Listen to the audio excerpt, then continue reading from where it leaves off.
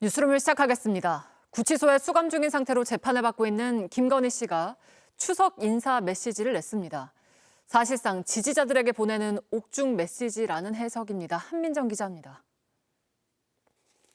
윤석열 전 대통령 부인 김건희 씨가 옥중 메시지를 냈습니다.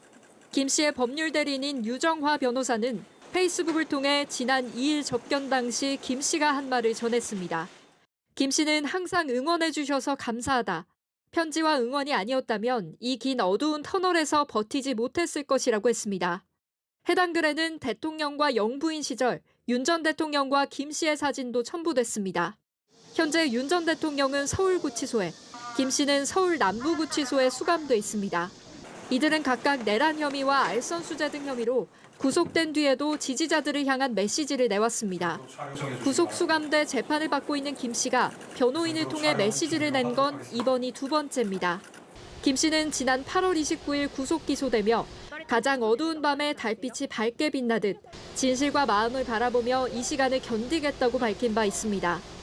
민주당은 윤어게인을 외치는 국민의힘과 극우 세력을 향한 명절 인사라며 국민 앞에 사죄가 필요하다고 비판했습니다. 국민의힘은 따로 드릴 말씀이 없다며 당 차원에서 입장을 밝히지 않았습니다. 이런 가운데 특검은 추석 연휴가 끝난 뒤 김 씨에 대한 조사를 이어갈 것으로 보입니다. JTBC 한민정입니다. 한학자 통일교 총재 측은 오늘 예정된 특검 조사에 출석하지 않으면서 앞으로 특검 소환에 응하지 않겠다는 뜻을 밝혔습니다. 이미 구속된 데다 구속 적부심마저 기각이 되자 윤석열 전 대통령처럼 조사를 거부하는 게 자신에게 유리하다고 판단했을 수 있다는 분석입니다. 윤정주 기자입니다. 통일교 한학자 총재는 오늘 오후 2시 예정된 김건희 특검 조사에 나오지 않았습니다. 한 총재 측은 특검의 건강상의 이유로 출석이 어렵다는 취지의 사유서를 제출했습니다. 그러면서 앞으로 특검 조사에 불응하겠다는 뜻도 함께 밝힌 것으로 파악됐습니다.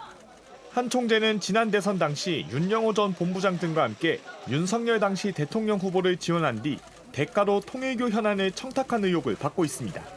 이 과정에서 통일교가 친윤 핵심 권성동 의원에게 현금 1억 원을 건네거나 당대표 선거에 개입한 정황 등도 확인돼 구속 상태로 조사를 받고 있습니다. 지난달 17일 특검 조사에 출석해선 혐의를 부인했습니다.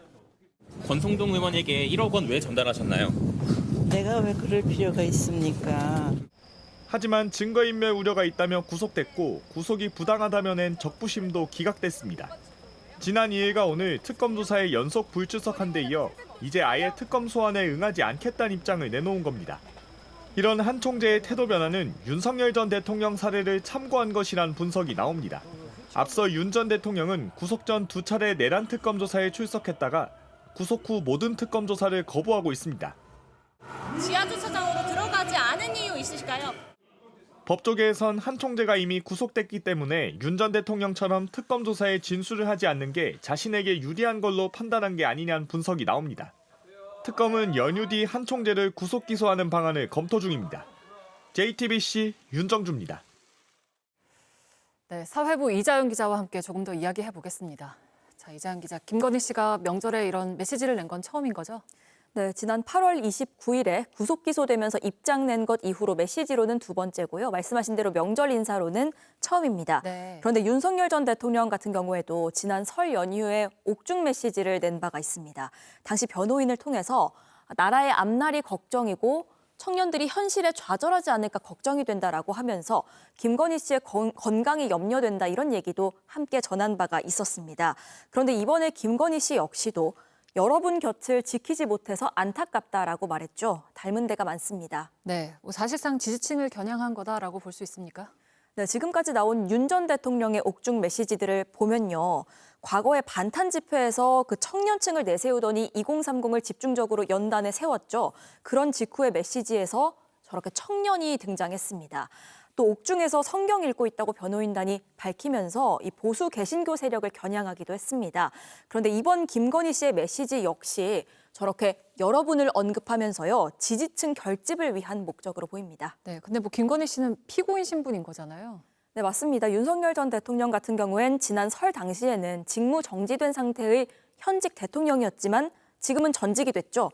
김건희 씨 역시도 그러면서 현재로서는 아무런 직이 없는 전 영부인 신분입니다. 그런 동시에 특검으로부터 구속 기소가 된 피고인 신분이기도 합니다. 현재 도이치모터스 주가 조작, 또 금품 수수 의혹 등으로 재판에 넘겨져 있는 상태입니다. 이런 상황에서 어두운 터널을 버티고 있다, 이런 메시지를 내는 것 자체가 동정 심리를 부추기면서 여론을 갈라치게 하려는 것 아니냐, 이런 지적이 나올 수밖에 없습니다. 네, 그리고 김건희 특검은 조사할 게 여러 남아 있는 거죠? 네, 맞습니다. 김건희 특검은 이미 한 차례 수사 기간을 연장한 상태죠. 후반전에 돌입한 상태다, 이렇게도 볼 수가 있습니다. 지금 서희건설이라든지 이배용 전 위원장으로부터 귀금속을 제공받았다, 이런 사건 관련한 의혹도 남아 있습니다. 특히 이런 뇌물죄 같은 경우에는 윤석열 전 대통령을 특검이 공범으로 보고 있기 때문에 이 윤 전 대통령 본인에 대한 조사가 불가피한 상황입니다. 이렇게 의혹의 정점에 있다고도 할 수 있는 윤석열 전 대통령, 그리고 김건희 씨 부부 같은 경우에는 각각 서울구치소와 남부구치소에서 이번 명절을 맞게 됐는데요. 통상적으로 설이나 추석에는 특식이 나옵니다. 그런데 올해는 예산 문제로 중단이 됐다고 합니다. 김건희 씨가 있는 남부구치소에서만 송편 등이 제공이 되고요. 오는 9일까지 연휴 내내 변호인 접견도 불가능합니다. 네, 잘 들었습니다. 이자연 기자와 함께 짚어봤습니다. 장밋빛 전망으로 시작됐던 대왕고래 프로젝트가 결국 실패로 끝났죠. 윤석열 정부 산업통상자원부는 관련 자료를 일체 공개하지 않았습니다. 대신 국회 정보 공개 요청을 거부할 수 있다는 법률 자문을 받았고 거기에 1,500만 원을 썼습니다. 류정화 기자입니다. 최대 140억 배럴에 달하는 석유와 가스가 매장되어 있을 가능성이 매우 높다는 결과가 나왔고, 지난해 6월 윤석열 전 대통령이 대왕고래 프로젝트를 깜짝 발표한 뒤 경제성 평가에 대한 의문이 이어졌습니다. 하지만 산업부는 국회의 자료 공개 요구를 받아들이는 대신 대형 로펌에 1,540만 원을 들여 법률 자문을 의뢰했습니다. 액트지오가 작성한 심층평가 보고서, 석유공사와 산업부, 대통령실 보고자료를 법적으로 비공개할 수 있냐는 겁니다. 이 로펌은 사업이 국가 안보와 관련이 있다면서도 정보 공개가 국가 이익을 현저히 해칠 우려가 있다고 보기 어렵다고 했습니다. 다만 여론 악화로 정쟁의 대상이 돼 사업이 지연 좌초되거나 보고 일시, 보고자 등이 알려져 업무 수행에 지장을 초래할 우려가 있다면 비공개 사유가 될 수 있다고 했습니다. 이런 답변을 받은 산업부는 자료 제출이 사실상 불가능하다고 못 박았습니다. 이 보안에 문제가 없다든가 또 업무에 이 계약에 위배되는 게 아니라면은 가급적 제출해 주시고요. 국회법에 분명히 직무상 비밀도 제출하게 되어 있습니다.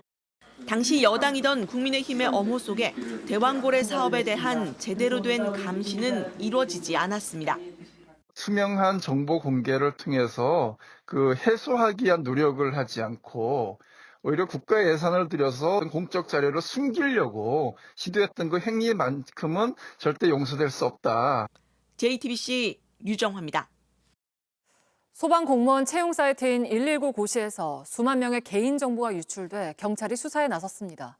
또 부산에선 결혼을 앞둔 30대 남녀가 숨졌습니다. 사건 사고 구석찬 기자입니다. 소방청이 운영하는 채용 사이트 119 고시 홈페이지가 먹통이 됐습니다. 화면에는 서버 보안 문제로 서비스가 중단됐다는 안내문만 나옵니다. 개인정보가 무더기로 유출됐기 때문인데 회원 5만여 명의 아이디와 휴대전화 번호는 물론 생년 월일과 이메일 주소가 모두 털렸습니다. 소방청과 대전경찰청 사이버수사대는 위탁 운영 업체를 상대로 합동조사를 통해 유출 경로 등을 파악하고 있습니다.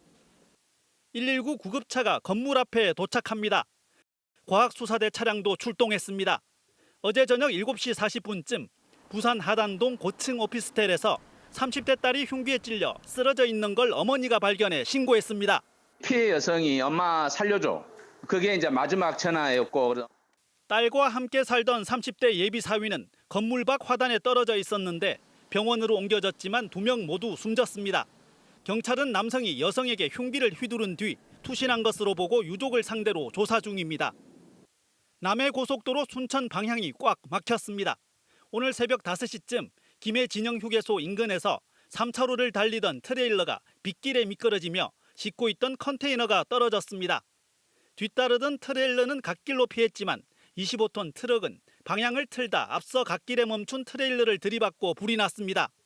또 다른 탱크로리 차량이 도로에 떨어진 컨테이너를 들이받아 6시간가량 이 일대가 정체됐습니다. 이런 식으로 정상속도 시키거든요. 4개 차로 다. 한국도로공사는 귀성길 안전 운행을 당부했습니다. JTBC 구석찬입니다. 챗GPT 있는데 소버린 AI를 왜 개발하냐, 낭비다, 뭐 이런 얘기는 사실은 야, 저 베트남에 쌀 생산 많이 되는데 뭘 농사를 짓냐, 사 먹으면 되지, 이런 얘기하고 똑같은 거죠. 네, 방금 들으신 소버린 AI는 AI 주권, 즉 각 나라 언어와 문화에 기반한 독자 AI 모델을 말합니다. 우리 정부가 여기에 뛰어들 5개 국가대표 정예팀을 선정했습니다. 먼저 임지수 기자입니다. 게임 캐릭터 제작 AI에게 뉴스 앵커 몬스터를 만들어달라고 하니 2분 만에 생겨나 춤을 춥니다. 원래 디자이너가 3주 매달렸던 작업입니다. 게임 속 몬스터가 사람 말을 듣고 곧바로 따라합니다. 즐거운 추석 연휴 보내십시오. 게임 회사인 NC가 AI 파운데이션 개발에 나선 건 미국이나 중국 AI 모델 의존에 대한 문제의식에서였습니다. 이 모델이 영원히 라이센스 문제 없이 우리가 잘 쓸 수 있을까? 갑자기 라이센스를 걸어 잠근다고 했을 때 우리 AI 모델을 다 만들어뒀는데 어쩔 수 없이 이제 높은 비용을 지불하고 그 모델을 쓰게 된다든지. NC AI는 텍스트를 넘어 음성과 이미지 등 여러 형태의 데이터를 처리하는 멀티모달 기술에서 강점을 보입니다. 저희는 이제 그런 3D 데이터들을 매우 많이 확보를 하고 있다는 점에서 좀 더 이제 더 유리하지 않을까라고 생각을 하고 있습니다. 스타트업 업스테이지는 최근 글로벌 평가에서 구글, 메타 등 빅테크와 나란히 성능을 인정받았습니다. 지난 7월 일론 머스크가 이 업체 솔라프로2 모델을 칭찬하는 기사와 함께 견제하는 듯한 발언을 SNS에 올려 화제가 됐습니다. 네, 다 같이 밤샘 죽였는데 신기한 거 떴다고 해가지고 보니까 이제 일론 머스크가 올렸더라고요. 거기에서 프론티어급으로 처음으로 분류가 되고 해외 빅테크와 비교할 수 없이 적은 비용으로 프론티어급 성능을 뽐내면서 세계적인 주목을 받고 있습니다. 어떻게 보면 이제 다윗과 골리앗 같은 느낌이라. 근데 이제 독자 AI 파운데이션 모델 저희가 이제 함으로써 이제는 제대로 골리앗들하고 싸울 수 있는 기반이 마련됐다라고 생각을 하고요. 이 밖에 LG AI 연구원, 네이버 클라우드, SKT 팀이 5대 국가대표 정예팀으로 선정됐습니다. 정부는 최근 1,180만 건 공공 저작물을 AI 학습에 제공했고 GPU와 인재 확보 등 연 2천억 원대 지원을 쏟기로 했습니다. 5개 정예팀은 경쟁을 거쳐 내후년 2개 팀으로 최종 압축돼 한국형 파운데이션 모델을 완성하게 됩니다. JTBC 임지수입니다. 토종 AI 개발에 힘을 쏟고 있는 기업들은 글로벌 시장 선점에도 나서고 있습니다. 글로벌 금융사에 AI 서비스를 수출하고 일본 지자체와 협력하는 모델을 만들고 있습니다. 이상화 기자입니다. 영국 런던 증권거래소가 최근 투자자들에게 제공하는 기업 분석 보고서. 일부 종목뿐 아니라 거래소에 상장된 모든 종목이 매일마다 업데이트됩니다. 이 보고서 LG AI 연구소의 엑사원 기반으로 만들어집니다. 그쪽에서 좀 제안을 받았습니다. 증권거래소 그룹이 이미 파이낸스 마켓에서 통용되고 있는 좋은 데이터들을 많이 가지고 있고 우리가 시계열 예측 기술 결합을 하면 파이낸셜 마켓에서 굉장히 의미 있는 상품을 만들 수 있을 것 같아서. 가전제품 수요, 원자재 가격 등 계열사를 기반으로 발전시킨 실계열 예측 AI 기술을 금융 쪽까지 확대하자 세계 시장에서도 인정을 받은 겁니다. 네이버는 사우디아라비아 등 중동 지역의 AI 전환 파트너 사업을 위해 아라비아 지역 통합 법인을 설립했습니다. 일본 시네마현의 한 지자체와는 AI 안부 전화 서비스 클로바 케어콜 도입 협약을 체결했습니다. 우리가 LLM을 만들고 우리 클라우드를 가지고 우리 데이터 센터 기술을 가지고 나가면 전 세계의 소버린 클라우드, 소버린 AI를 필요로 하는 많은 국가들에게 좋은 협력의 기회를 만들 수 있고 우리의 또 사업의 기회를 만들 수 있다라고 생각을 하고 있고요. SK텔레콤은 고객과 기업 대상으로 한 AI 서비스 외에도 글로벌 빅테크를 대상으로 한 AI 인프라 사업까지 진출해 수익 구조를 만든다는 계획입니다. SK텔레콤의 AI 관련 매출 증가세는 19%에 달합니다. SK는 지난 6월 아마존 웹서비스와 SK그룹 멤버사들과 협력해서 울산에 국내 최대 규모의 하이퍼스케일 AI 전용 데이터 센터를 구축할 계획을 발표했습니다. 기업들은 전 세계가 AI 주도권 경쟁에 나서고 있는 가운데 골든타임을 넘기지 않아야 한다고 입을 모았습니다. JTBC 이상화입니다. 세계 최대 자산 운용사 블랙록이 우리나라에 대규모 AI 투자를 결정했습니다. AI 분야 관련해서 우리나라는 기술력은 물론 인재 확보에서도 뒤처지고 있다는 보도가 나오기도 했는데요. 어떤 변화가 있을지 관련해서 더불어민주당 차지호 의원과 함께 이야기 나눠보겠습니다. 어서 오세요. 네, 반갑습니다. 반갑습니다. 차지호입니다. 네. 네, 우리 정부와 블랙록이 인공지능 등의 협력을 위한 업무 협약을 체결을 했어요. 네. 한국을 아시아의 AI 수도로 만들겠다라는 내용이 포함되어 있는데요. 우리가 얻는 실질적인 성과가 무엇인지 좀 구체적으로 이야기를 해주실까요? 네, 실제 2024년 기준으로 보면 한국은 미국이나 중국에 비해서 AI 분야에 투여된 자본이 한 수십분의 1 정도밖에 안 됐습니다. 그리고 네.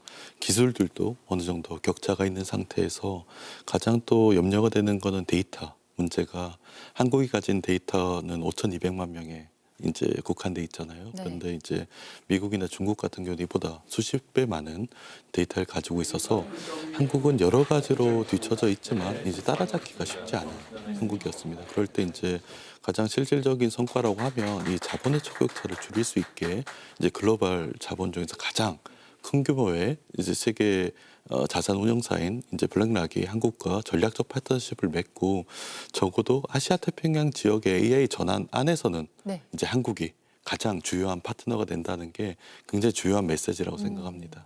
그리고 AI 대전환에 필요한 하이퍼스케일 데이터 센터를 만들겠다고도 했는데 이게 구체적으로 어떤 건지 어떤 의미인 건지 좀 쉽게 풀어주실까요? 네. 이 하이퍼스케일러가 되는 것은 굉장히 중요합니다. 특히 지금 미국이나 이제 중국 같은 곳에 데이터 센터의 규모, 이제 GPU 칩의 규모는 한국 전체의 작게는 10배에서 한 20배 이상의 차이를 가지고 있고요. 네. 그리고 결국 이런 하이퍼스케일 단위의 이제 데이터 센터와 자본력 그리고 데이터를 가지고 있는 곳에서 AI 산업들은 이끌어갈 수밖에 없습니다. 그래서 이 격차를 넘어서기 위해서는 한국이 하이퍼스케일러가 되는 게 굉장히 중요한데 네. 거기에 대한 이제 첫 번째 단계로 이 AI 데이터 센터를 기존에 한국이 예를 들어서 2030년까지 5만 장 정도를 목표로 했다고 하면 적어도 이것에 한 5배에서 10배 이상의 큰 규모의 이제 데이터 센터를 구축해서 사실상 우리가 전 세계 경쟁에서 주요 선도국가가 될 수 있는 발판이 만들어졌다고 생각합니다. 네, 그리고 또 가까운 시일 안에 네. 수조 원 단위의 파일럿 투자가 이루어진다고 하는데 이거는 언제쯤 이루어질까요? 저희는 굉장히 서둘고 있는 게 첫 번째는 전 세계 AI 전환 속도가 너무 빠릅니다. 네. 특히 아시아 태평양 지역 안에서 너무 빨라서 네. 전체 AI 데이터 센터를 구축을 해야 되는 목표가 굉장히 빠르고요. 두 번째 이거보다 조금 더 파일럿 프로젝트가 빨리 돼야 되는 부분은 AI와 재생에너지는 함께 갈 수밖에 없습니다. 그래서 재생에너지 인프라가 AI 하이퍼스케일 AI 데이터 센터와 하나의 생태계를 이뤄서 이제 그 AI 생태계를 구성하는 모델이 만들어져야 되는데 AI 데이터 센터를 만드는 것보다 재생에너지 인프라를 만드는데 시간이 훨씬 더 오래 걸려요. 네. 그래서 그 부분에 대해서 저희가 지금 MOU 이후에 굉장히 적극적으로 이제 협상을 하고 있고 이게 수조보다 조금 더 단위가 커질 수도 있을 것 같아요. 그 부분이 가능하면 아주 빠르게 네. 올해 안에 가능할 수 있게 지금 최대한 서두르고 있습니다. 근데 그 블랙록이 일본이나 중국이 아닌 우리나라를 선택한 이유는 어디에 있다고 보세요? 한번 만들어지면 적어도 15년, 20년 가까운 기간 동안 장기적인 파트너십을 맺고 가야 되기 때문에 그런 면에서 이제 중국은 미국과 경쟁 관계에 놓여져 있고 블랙락 자체는 미국계 자본입니다. 그래서 네. 중국은 사실 함께하기가 쉽지 않은 면들이 있을 것 같다는 짐작이 들고요. 네. 그리고 일본이나 나머지 국가들 안에서 한국이 지금 가장 강한 드라이브를 걸고 있습니다. 이재명 정부 들어서 두 가지 요소 AI 관련된 고속도로 그리고 혹은 이제 재생에너지 고속도로를 가장 주요한 국정 과제에 넣지 않았습니까? 그래서 현재뿐만이 아니라 장기적으로 봤을 때 이 부분에 대한 이제 협력 파트너십이 강화될 수 있겠다는 걸 보고 그리고 아시아 태평양 지역에서는 적어도 한국이 가지는 이런 정부의 의지와 기존에 있는 우리가 가진 IT 혹은 기업의 삼성이나 뭐 SK나 이런 부분에 대한 인프라 그리고 한국의 좀 뛰어난 인력들이 좀 조화를 가지고 적어도 아시아 태평양 지역에 이 부분이 크게 전환이 될 때 한국이 주요한 파트너로 생각을 하게 된 것 같습니다. 네, 알겠습니다. 저희가 오늘 말씀 여기까지 듣겠습니다. 더불어민주당 차지호 의원과 함께했습니다. 고맙습니다.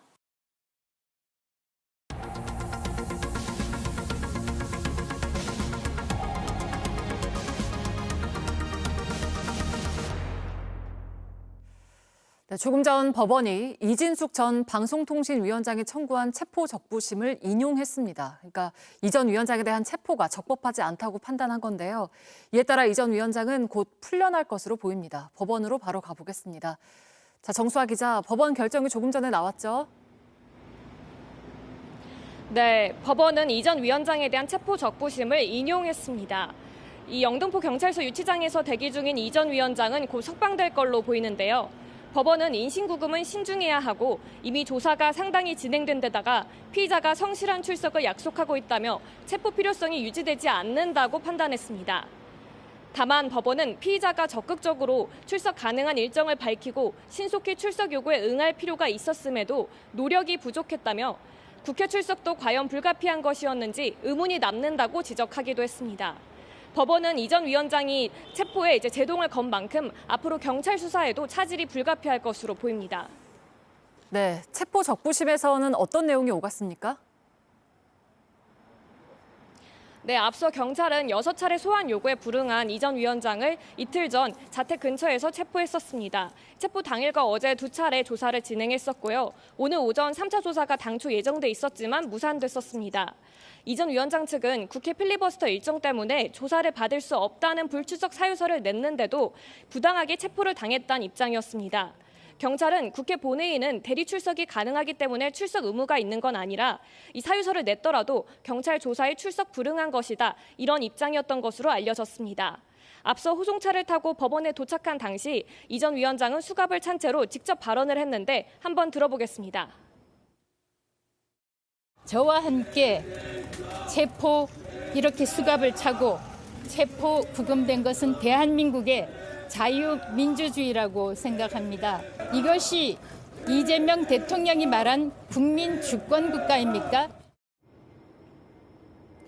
지금까지 서울 남부지법 앞에서 JTBC 정수아입니다. 일본 집권당인 자민당의 새 총재 다카이치 사나에 전 일본 경제안보 담당상이 선출됐습니다. 다카이치는 일본의 첫 여성 총리가 될 걸로 보이는데요. 그동안 한국과 일본 사이의 민감한 현안마다 갈등을 키워왔던 만큼 한일 관계에 대한 우려도 나옵니다. 도쿄 정원석 특파원입니다. 高市早苗君をもって当選者と決しました。 다카이치 사나의 전 경제안보상이 결선 투표에서 고이즈미 신지로 농림수산상을 꺾고 자민당 총재에 당선됐습니다.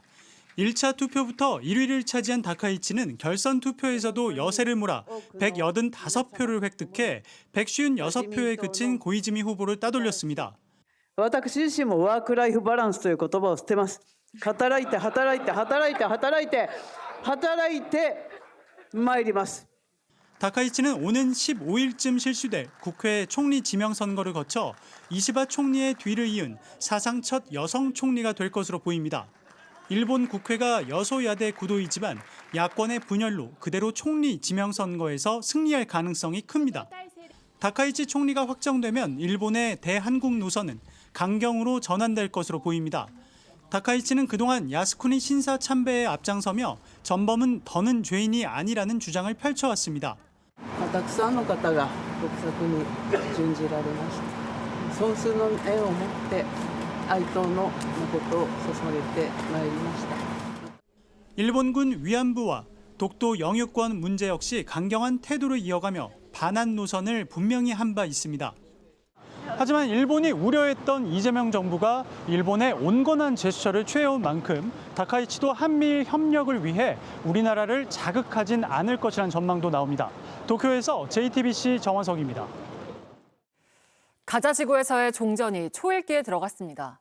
하마스와 이스라엘이 서로 공격을 멈추고 트럼프 미국 대통령이 제시한 평화 구상에 협력하겠다는 뜻을 밝혔습니다. 로스앤젤레스에서 홍지은 특파원입니다. 트럼프 대통령이 제시한 평화 구상안에 하마스가 화답했습니다. 하마스는 남은 이스라엘 인질을 모두 석방하고 가자지구 행정권도 포기하겠다고 밝혔습니다. 트럼프 대통령이 최후 통첩으로 제시한 평화 구상 핵심 요청을 받아들인 겁니다. 하마스의 응답에 트럼프 대통령은 최종 합의를 위한 여정이 시작됐다고 평가했습니다. So many people fought so hard. This is a big day. We have to get the final word down in concrete. 꿈쩍 않던 이스라엘도 움직이고 있습니다. 이스라엘은 점령 작전을 벌이던 가자 지구에서 공격을 멈추고 방어 태세로 전환한 것으로 알려졌습니다. 네타냐후 이스라엘 총리 역시 트럼프 대통령과 완전한 협력을 통해 전쟁을 끝낼 것이라는 성명도 내놨습니다. 이렇게 종전을 위한 첫 걸음은 내디뎠지만 실질적인 종전이 이루어질지는 좀 더 지켜봐야 합니다. 하마스는 내부에서는 여전히 평화안을 모두 받아들일지를 놓고 치열한 논의가 이루어지고 있는 것으로 알려졌습니다. We will never accept anyone out, not Palestinian, to control the Palestinian. This does not belong to Hamas only. This belongs all of the Palestinian and the Palestinian Authority. 외신들은 트럼프 대통령의 중재안에 하마스와 이스라엘이 모두 동의한 것은 의미 있는 첫 걸음이라고 평가했습니다. 다만 하마스의 완전 무장 해제 등 풀어야 할 쟁점이 만만치 않은 만큼 실제 종전까지는 시간이 더 걸릴 수 있다고 분석했습니다. 로스앤젤레스에서 JTBC 홍지은입니다. 국내 쌀 소매 가격이 작년보다 30% 올라서 한 가마에 27만 원을 넘었습니다. 한국농수산식품유통공사에 따르면 쌀 소매가는 20kg당 6만 8,435원으로 열흘 사이 4천 원 넘게 올랐습니다. 최근 몇 달 사이 정부가 쌀값 하락을 막기 위해 쌀 26만 톤을 거두어들이면서 시장에서 곧바로 내다 팔 수 있는 쌀이 모자라게 된 건데요. 이달 중순 햅쌀 수확이 본격화하면 쌀값이 한풀 꺾일 거란 전망입니다. 오징어 게임과 스타워즈 시리즈 등에 출연하며 전 세계적으로 이름을 알린 배우 이정재가 찰리 채플린 어워드 아시아 부문 수상자로 뽑혔습니다. 이 상은 영화계에서 가장 권위 있는 공로상으로 꼽힙니다. 2018년 아시아 부문이 만들어진 뒤 한국인이 받은 건 처음입니다. 이정재는 아시아 영화인의 한 사람으로 좋은 영향력을 미칠 수 있게 하겠다고 소감을 전했습니다. 네, 오늘 대체로 흐린 가운데 곳에 따라 가끔 비가 왔습니다. 이런 날씨가 모레까지 이어질 거란 예보입니다. 내일도 전국이 흐린 가운데 제주를 뺀 대부분 지역에서 5mm 안팎의 비가 가끔 오겠습니다. 내일 낮 최고 기온은 전국 23도에서 28도로 예상되고 모레엔 기온이 조금 내려가서 20도에서 27도로 예상됩니다. 뉴스를 마치겠습니다. 고맙습니다.